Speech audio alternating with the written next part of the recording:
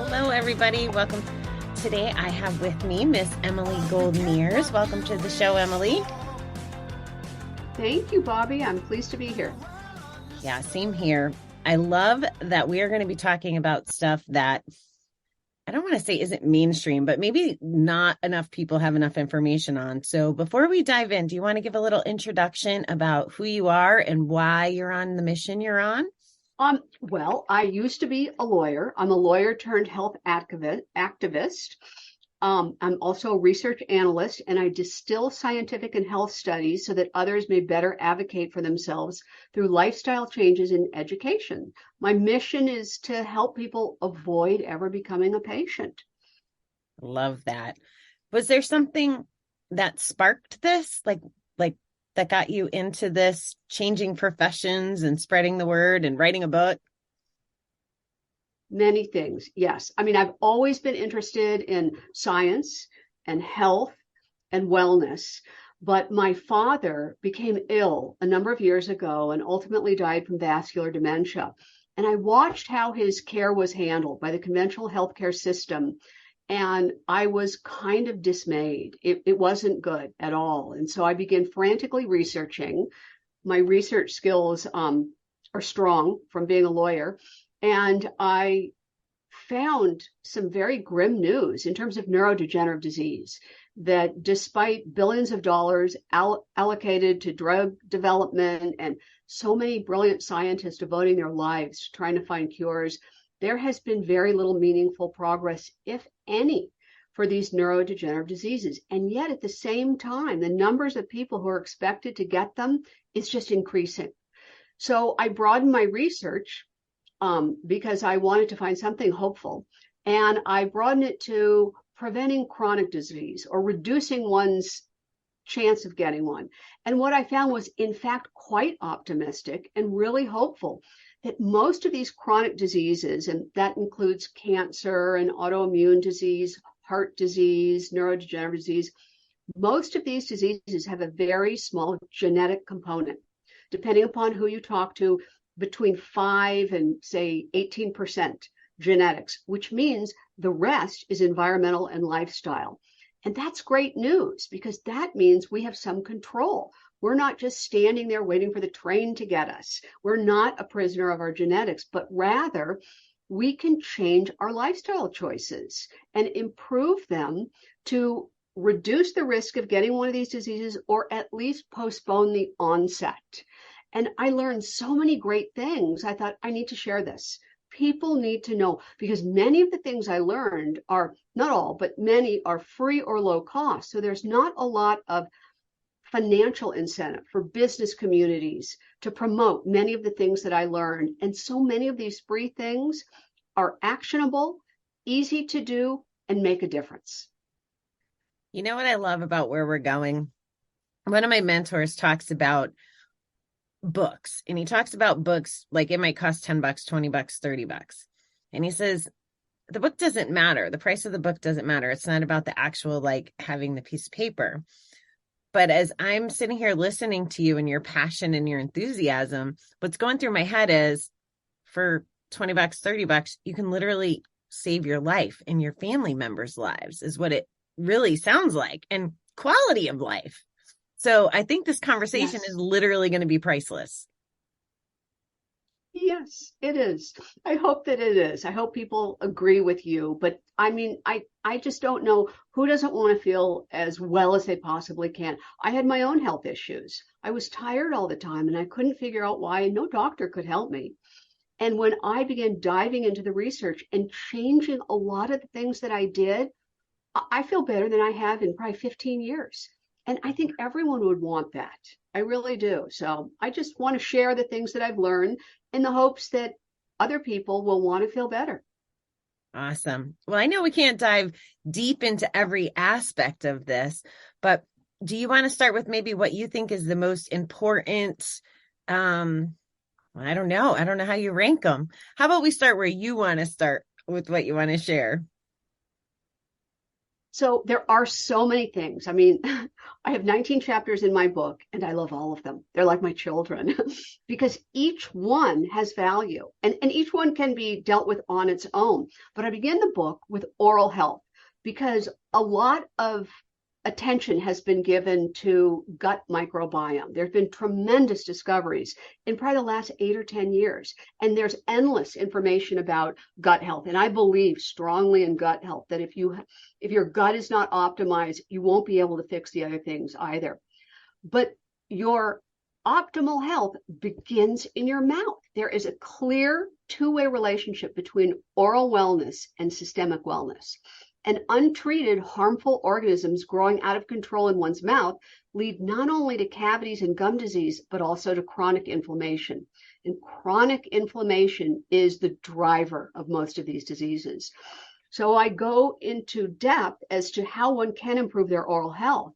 And just for one example, you have to change, or you should rather change the products that you use, your oral care products, your mouthwash, your toothpaste, your dental floss, all of these things. If you're buying conventional products, they're filled with chemicals and filled with ingredients that are harming you.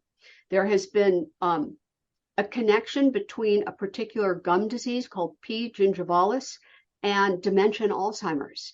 The bacteria, you think about how close your mouth is to your brain, and the bacteria which sets in, if it isn't handled appropriately, it goes through your bloodstream up into your brain and can cross the blood-brain barrier. So it is important to have good oral health. And you can start by being mindful of your products. For instance, people who use mouthwash need to understand that most of the mouthwashes have alcohol as an ingredient. And the problem there is the alcohol will kill all the bacteria on your tongue and in your mouth, both the bad and the good. And we are made up of bacteria. And you don't want to kill all the good bacteria because that's when bad things happen. So that's just one example.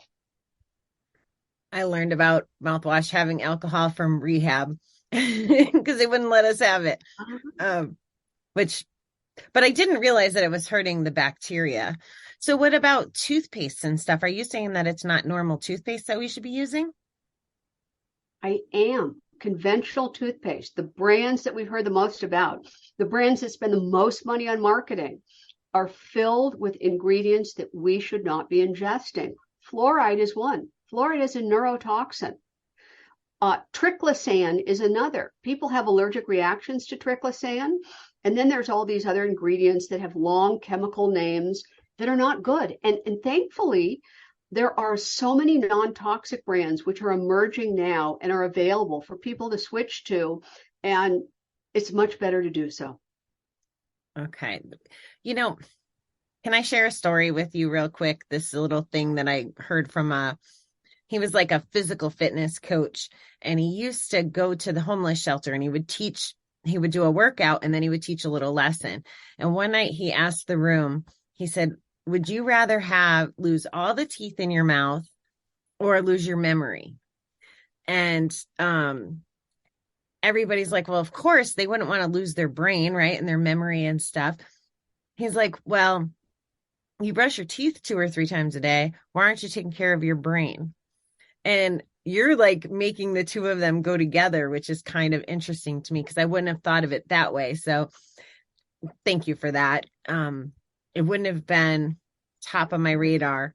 But you talk about the chemicals impacting the bacteria, but you also have some research on toxins too, outside of just the mouth stuff. Is that right?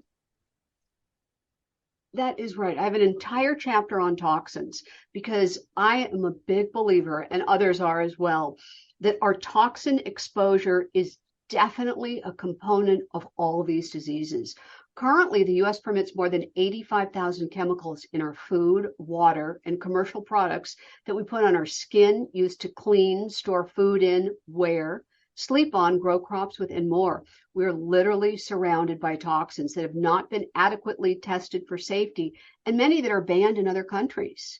And then there's the combination of chemicals, and the combination increases the harm. And they're everywhere in everything. And we can't get rid of all of them, but there's so many things that we can do to reduce our exposure, and that will be beneficial. You can get an air filter to clean your air inside. A water filter is a must because many water supplies are filled with bad things. You can go through your personal care products like your shampoo and your lotions and all the things that we put on our face and our hair and our skin. I mean, our skin is our biggest organ. And when you put things on your skin, it permeates through into your bloodstream. And when you're putting things that are filled with chemicals and other bad ingredients, that's soaking in. And thankfully, there are a lot of alternatives today that don't have all those bad chemicals. Same with cookware, same with cleaning products. I mean, there's so many ways today to do better and to reduce our toxic exposure that people should really consider that.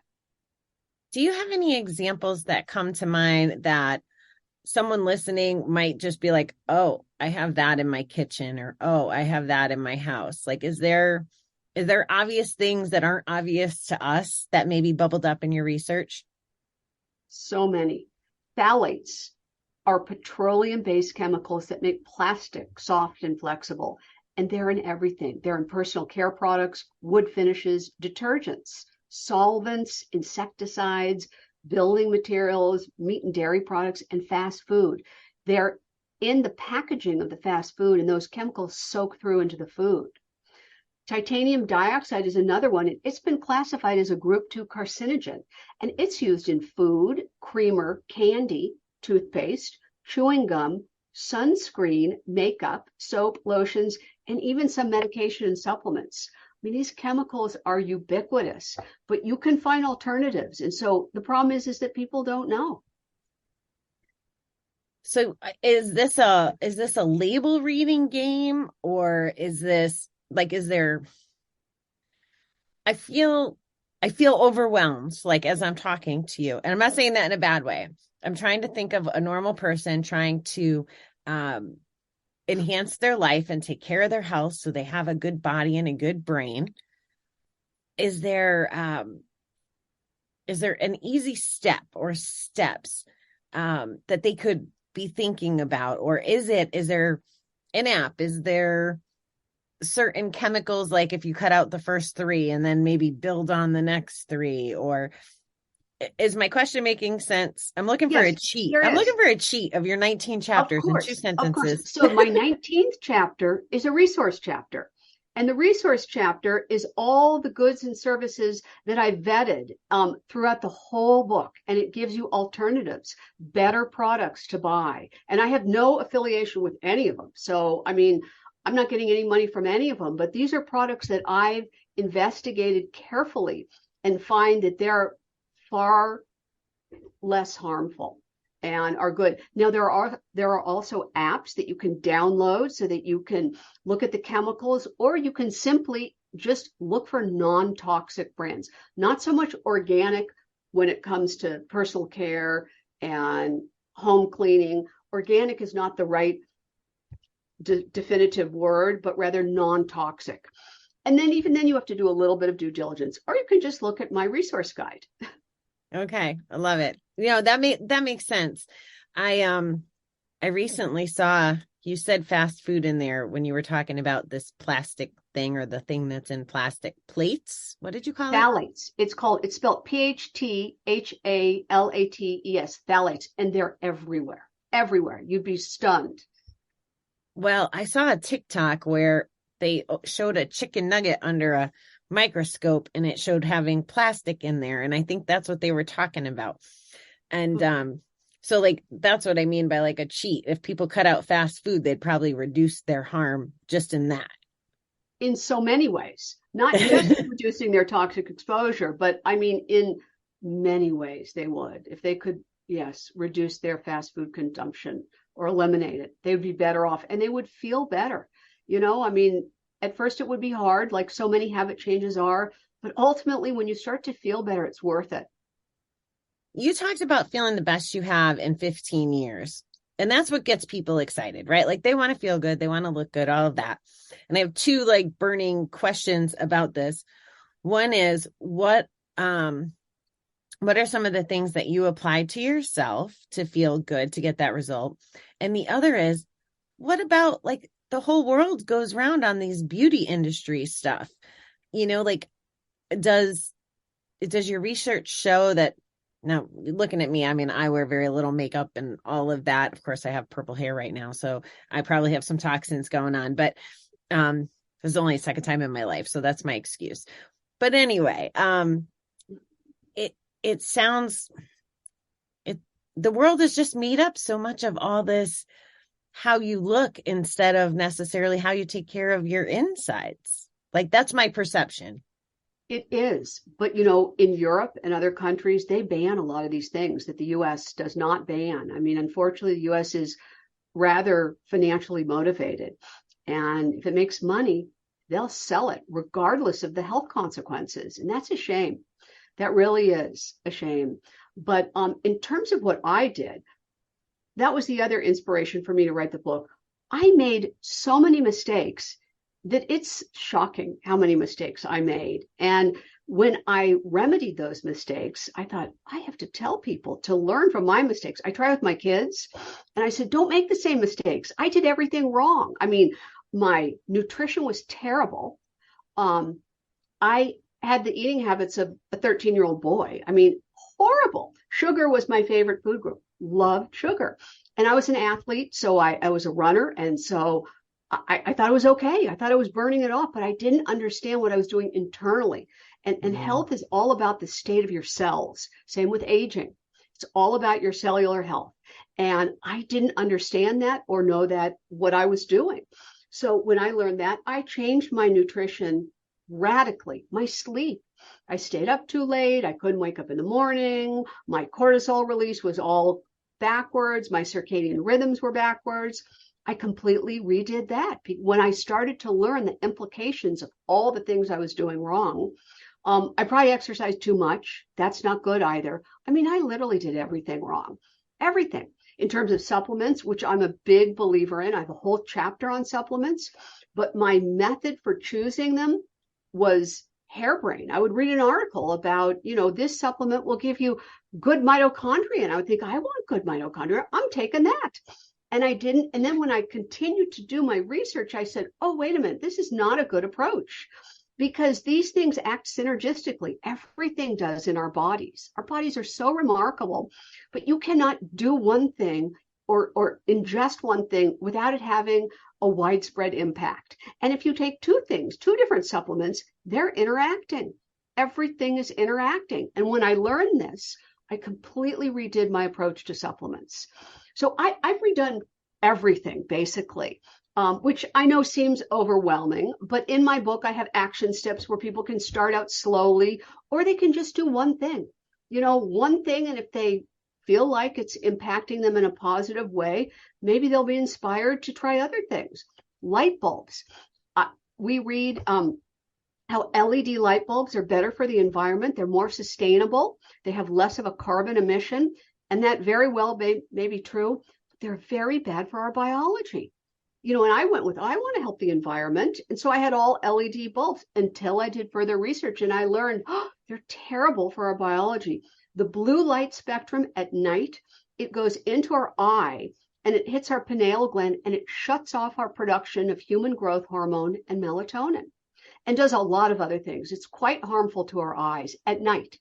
During the day, the blue spectrum of light is fine. It's what we get from the sun. It's appropriate, but it's after sundown and it is emitting from our LED bulbs, from our iPhones, from our laptops, from our TVs, everything. And we're getting all this blue light exposure and it's harming us. I've heard that about the technology. I didn't realize it from regular households lights, and LEDs are the ones that I think they make you think you're saving on your electric bill. Yes. And I live in California, and in California, it's really hard to get bulbs that are not LEDs. I think they passed a law. So it's very hard to get one because they're supposed to be better for the environment. Nobody is telling anybody, but they're very bad for your biology. Wow. I just had a conversation about California yesterday because I'm moving out there in 2 weeks. And my friend was like, I I hope you don't smoke menthol cigarettes because menthol's been banned in California. And she was getting into all this stuff. Not that the cigarettes will kill you, but somehow the menthol will or whatever. And I don't get involved in all of that thing. But you make a great point of this stuff is well intentioned and we're consuming the content that people are deciding for us a lot of times. Yeah, it's true. A lot of regulations here. I mean, you can't beat the weather. Christmas Day was 80 degrees here. It's a gorgeous day today. Beautiful. So are you moving to Northern or Southern California? Southern. Oh, that's where I live. Somewhere in LA or I think I'd like Santa Monica. So far from my research. Very close to where I live. I live I live 10 minutes from Santa Monica. Absolutely. Yeah. You'll love it. I mean, there's a couple of issues. You know, the traffic is not great, but the weather is so steady, although we're getting rain. And it's funny for those people who live in other parts of the country who are used to weather and rain. When it rains in Los Angeles, it is the headline news. I mean, on the news, in the newspaper, no one can stop talking about the rain. That's funny. I always think, what must the rest of the country think about us? Well, don't tell my boss, but I picked LA because of the weather. Well, good choice. I'll go there. I want it. So you'll love it. It's really good, consistent, steady weather. It's nice. Oh, that's great. I don't know, like here in the winter, and I don't know if this is part of your expertise or observations, but I want to go to bed at 6:00 in the winter here in Connecticut. Like it's dark, it's miserable. I have less energy in the winter for sure. I'm not getting enough productivity. Like I should be able to work a 12-hour. I mean, I'd like to work a 12-hour day, you know, because I have the side stuff. Like we wouldn't be visiting if I didn't, right? But I am not motivated to do that at all in the cold and in the weather. I don't want to get out of bed. I don't want to go outside. I don't want to do any of those things. Yeah, it's hard. It's hard. But what people who are in that northern latitude can do, they can get a light box, and that's somewhat helpful. That can be helpful, but you don't need to get one because you're moving out here. Now, we are in the dead of winter, which means a lot different than it does on the East Coast or the Midwest. You know, it still is getting dark early, but it's not, you know, during the day, it's so beautiful that it makes it a little bit easier. Nice. Yeah, I'm looking forward to that. So we talked about supplements, we talked about toxins, we talked about the mouth, and we talked about resources. I think there's still 15 chapters. What else would be like, what would be you said they're all your favorite. So what other things would the masses really benefit from understanding and learning more about when it comes to this? So another chapter that I think everyone should know about is, and I love this chapter, testing and tracking. And there is an adage in this area that says that you cannot fix what you can't measure. So I think everyone should begin by testing. My advice to anybody who's considering supplements, for instance, and they play a big part because our food supply is so tainted and our soil doesn't have the same minerals and nutrients that it once had. So supplements do serve a purpose, but I don't think you should take any supplements without doing testing first, because by definition, supplement is meant to add to what you're deficient in. Mm-hmm. And without knowing what you're deficient in, you're operating blind, and you may be taking something that you don't need or that you already have a sufficient amount of, and perhaps you could harm yourself. So testing is the first thing to do, to find out what your baseline is. Where are you deficient? We all are deficient in some areas. Most of us are deficient in micronutrients, but it's good to identify them specifically and then act accordingly. So that's testing. And I go into all the different tests that one can do. But the other thing that I love are these health tracking devices. And this is an area that is emerging. It is bursting. And it's really interesting. I'm not very advanced technologically, but I'm fascinated by it. And one of the devices that I talk about and that I have and that I love is an Oura ring. I'm wearing it right now. It's this thing. And it's a ring that has little sensors inside, and it pairs with your phone. You download an app on your phone, and it gives you activity information, though that's not where I think it excels, and sleep information. And that's what I love it for. The first thing in the morning, I open up my phone and I look at my sleep from the previous night. And the metrics that it gives me, it tells me my respiratory rate, how many breaths a minute I was taking during the night. That's an important metric. It tells me my heart rate, how fast or slow my heart was beating throughout the night. It tells me something called HRV, which stands for heart rate variability. And what that is that's a metric of stress. Sometimes we're not even aware of our stress. And this HRV metric will show us if we need improvement in that area. It tells me the amount of REM sleep, the amount of deep sleep, the overall amount of sleep. It gives so much information. What my temperature was while I was sleeping. That's another biggie. You want to sleep in a cold room. If you're too hot, you wake up and you can't sleep. So I love it.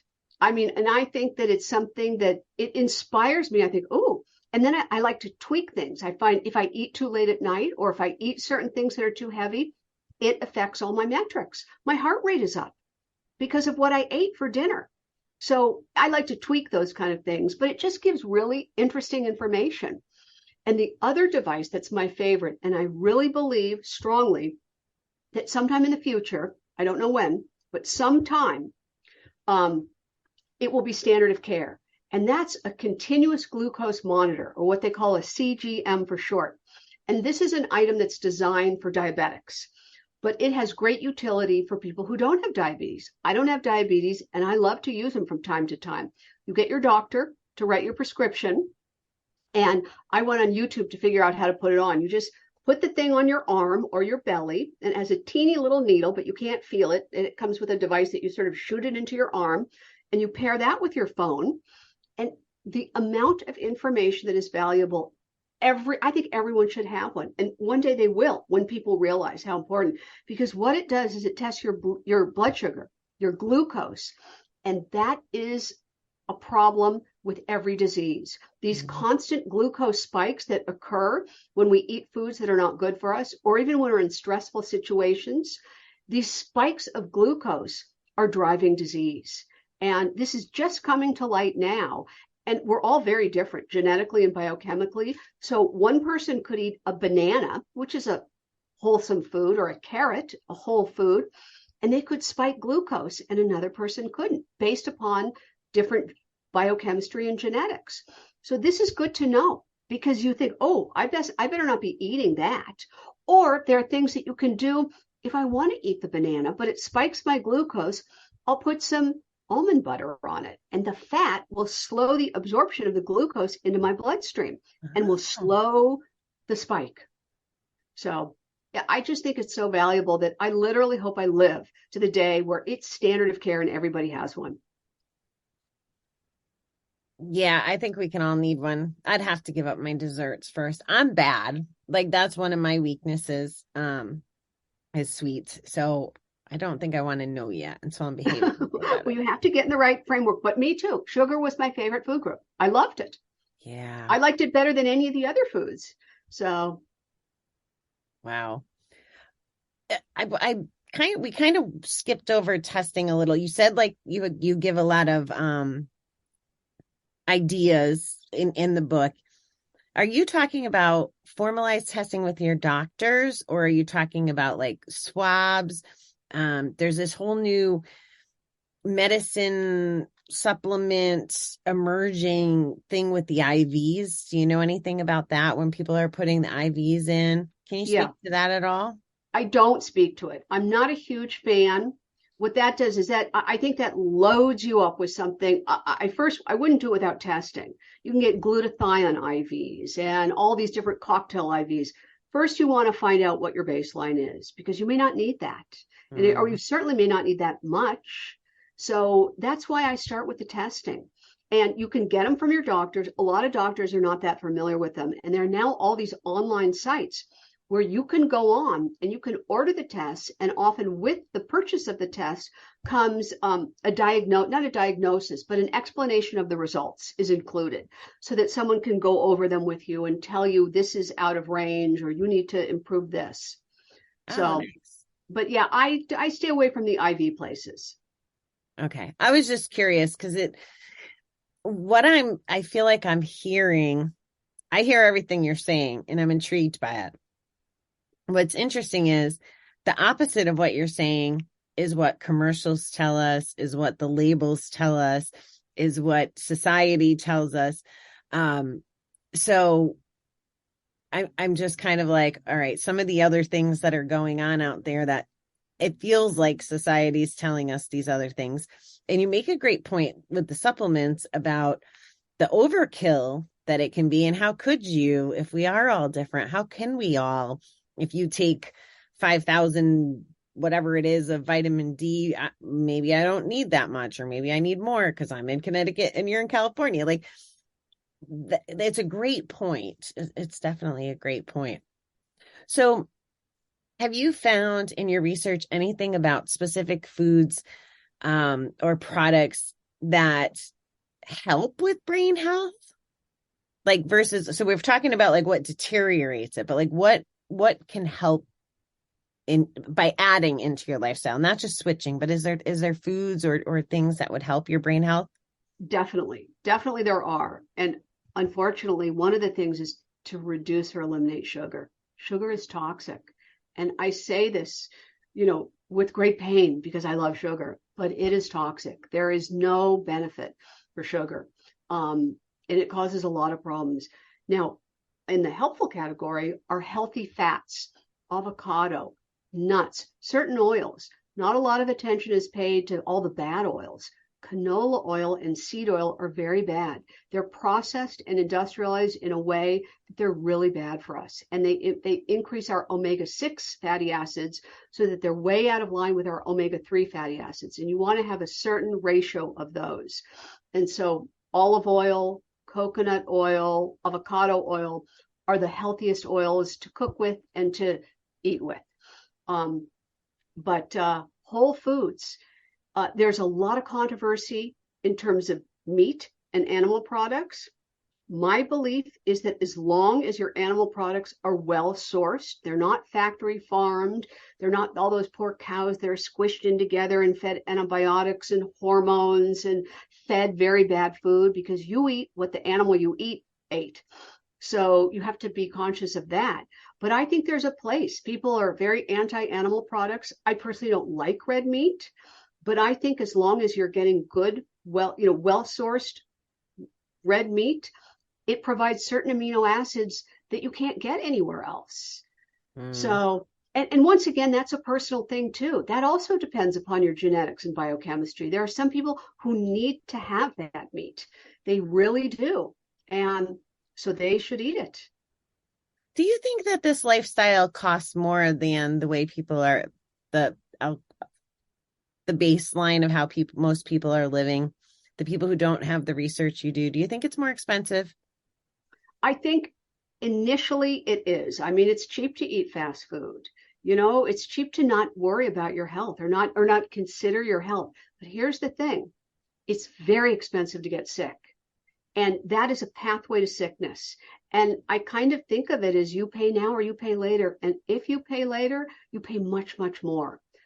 Sickness is really costly in so many ways, not just financially, but emotionally and disruptive to your life.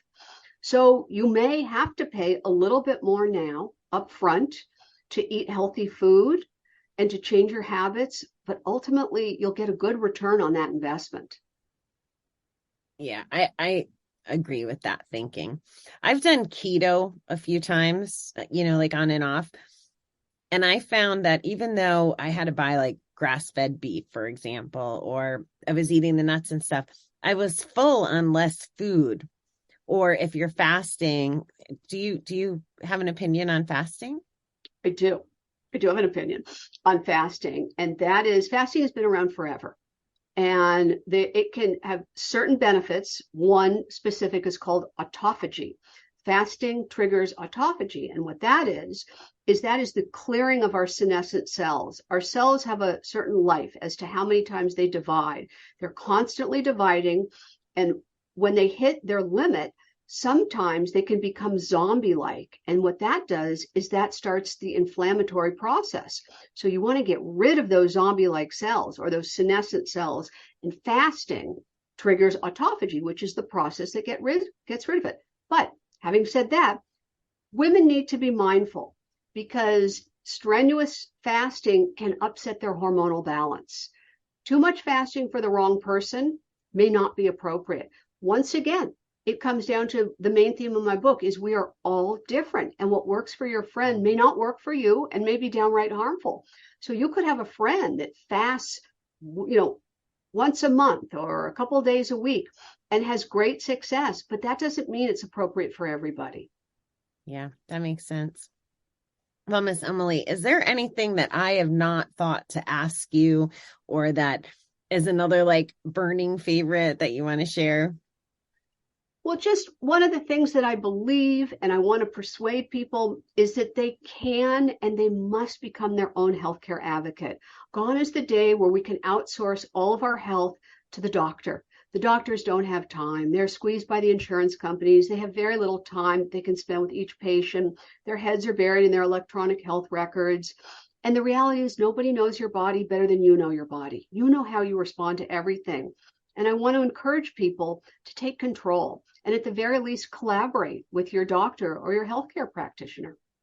I love that. So where can people find this 19-chapter book? Well, on Amazon or online, Target or Walmart or wherever books are sold, and in certain independent booksellers. And I have a website, emilygoldmears.com, and it's also available there. Perfect. And do you want to remind everybody what the name of it is? The book is called Optimizing Your Health, an approachable guide to reducing your risk of chronic disease. I love that. Well, thank you so much, Emily, for spending time with me, educating me and my audience, and caring so much to write the book and share the book and educate us on all the things that you learned. I could not do all that research like a lawyer, like no way. So we need people in the world like you that have both that skill set and the voice to share it. Well, thank you, Bobby. I really appreciate the opportunity. Thank you.